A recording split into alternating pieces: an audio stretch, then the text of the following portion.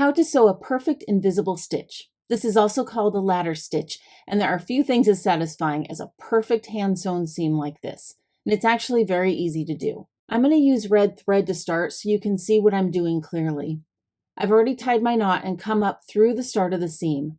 Now I'm going to do my first stitch. I'm going to use my thread as a visual guide and pull it straight across the seam so I can see where to insert my needle on the other side.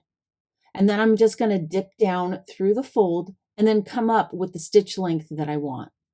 And now I'm going to repeat that.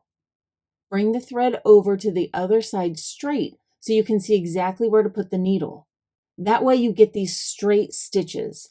And you'll see as I continue to do this, I'm creating these stitches that are straight this way, all the way across the seam. Once you get used to this, you'll be able to visually do it without moving the thread.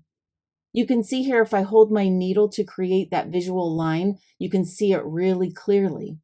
You're just going to want to make sure that you keep going straight across to the other side.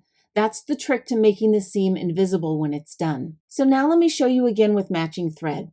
When I pull this tight, the stitching completely disappears and the fabric comes together without any tucks or unevenness. If your stitching looks like this at the end, one of two things is happening. Either you didn't line up your stitches straight across, or you just pulled the thread too tight at the end. So you'll see here I pulled the thread too tight and it's making the seam pucker. So if that happens, just loosen it up a little bit and straighten it out like this.